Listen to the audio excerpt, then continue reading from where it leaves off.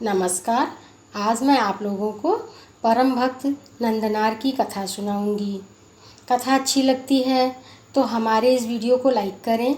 Channel पे नए हैं तो चैनल को सब्सक्राइब करें और कमेंट्स में जय माता दी लिखना ना भूलें। तो नंदनार वो तो वही करते हैं जो उनके मालिक चाहते हैं। तो वो हमेशा जमींदार से कहते थे कि मुझे एक दिन की छुट्टी दे दीजिए और मैं मंदिर जाना चाहता हूँ, क्योंकि मंदिर उनके गांव से पूरे 25 किलोमीटर दूर था।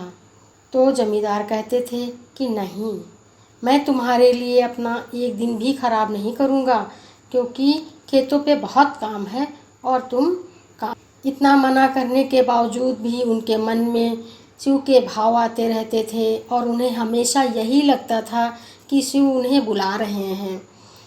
और वो जब भी जमींदार से पूछते थे तो जमींदार उन्हें मना कर देते थे। उनका ये लगाव बढ़ता ही चला गया। तो उन्होंने एक दिन दृढ़ निश्चय कर लिया और दृढ़ विश्वास कर लिया कि कल तो मैं मंदिर हर हाल में जाऊंगा। कल तो मैं मंदिर हर हाल में जाऊंगा, चाहे कुछ भी हो जाए।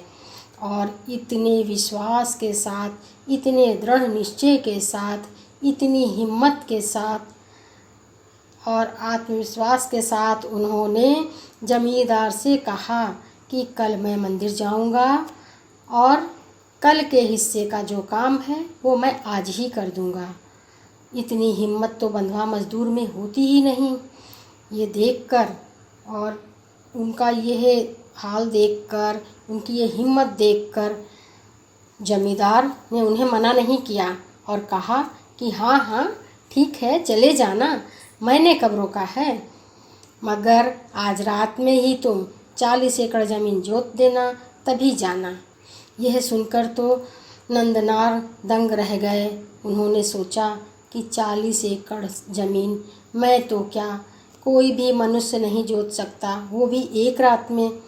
तो उन्होंने ये मूर्खतापूर्ण कार्य किया ही नहीं और वो सोने चले गए, क्योंकि उन्होंने निश्चय किया था कि कल चाहे कुछ भी हो जाए के लिए सोने चले गए, कि सुबह उन्हें मंदिर जाना है। तो वो सोने चले गए तो रात भर उन्हें शिव के ही ख्याल आते रहे, उन्हीं के भाव उनके मन में आते रहे और वो सो गए। जब सुबह उठे तो उन्हें ज़ोर ज़ोर से आवाज़ें आ रही थीं, बड़ा शोर मच रहा था गांव में। तो वो भी अपनी झोपड़ी से निकल आए और बाहर आके खड़े हुए तो उन्होंने देखा कि अरे 40 एकड़ ज़मीन तो जुती पड़ी हुई है।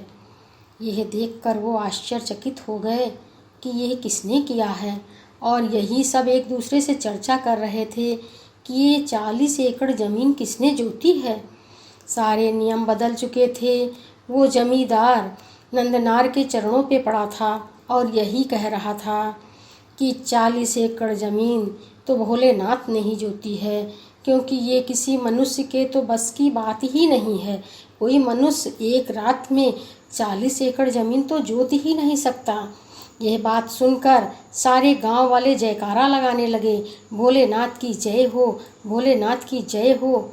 यही ज़ोर ज़ोर से जयकारे होने लगे और सबने कहा कि अब तो बंधुआ मजदूर को दर्शन करने जाना चाहिए, क्योंकि स्वयं शिव ने उन्हें चुना है। और सबने नंदनार को कुछ ना कुछ दिया। किसी ने खाने के लिए खाना दिया, तो किसी ने पहनने के लिए कपड़े दिए, किसी ने रुपया दिया, किसी ने सिक्के दिए और पूरे गांव वालों ने खूब ढेर सारा आशीर्वाद दिया। बड़े खुश हो गए नंदनार। एक नई खुशी, नए उमंग और नए उत्साह के साथ पूरे 25 किलोमीटर चलकर आखिरकार वो शिव मंदिर में पहुंच गए। जब शिव मंदिर में पहुंच गए तो वो बाहर ही खड़े रह गए, क्योंकि उन्हें पता था कि वो एक बंधुआ मजदूर हैं, अछूत की सी ज़िंदगी जी रहे हैं और ये पुजारी तो उन्हें कभी भी मंदिर नहीं आने देगा। यही सोचकर वो बाहर ही खड़े हो गए। उनके आँख से आंसू बहने लगे और वो शिव को निहारने की कोशिश करने लगे। इधर उधर से झांक झांक कर शिव को देखना चाहते थे, शिवलिंग के दर्शन करना चाहते थे। तभी जो हुआ ये जानकर तो आप भी हैरान हो जाएंगे कि ठीक शिवलिंग के सामने बैठे हुए नंदी ने रास्ता बदल दी। तो यह देखकर पुजारी भी दंग रह गए कि पत्थर से बने ये भारी भरकम नंदी शिवलिंग के सामने से खिसक गए।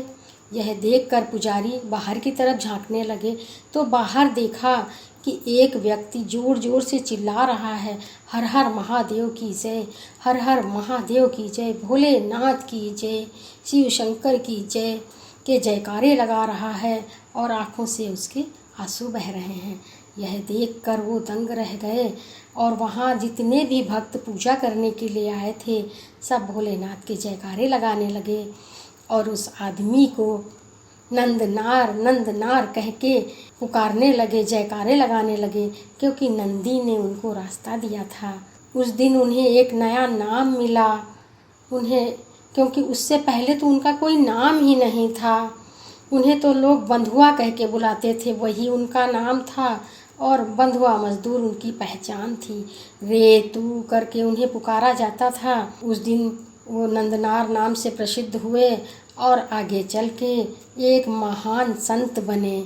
जिस तरह से भोलेनाथ ने उनके दुख हरे, उन्हें दर्शन दिया, उन्हें कृतार्थ किया और उन्हें एक परम संत बनाया, उसी तरह से कथा सुनने वाले हमारे भाई बहन के जो भी कष्ट हों भोलेनाथ दूर करें, उनके सभी कष्ट हर लें। सावन के इस महीने में बोलो भोलेनाथ की जय, नंदी महाराज की जय, परम संत नंदनार की जय।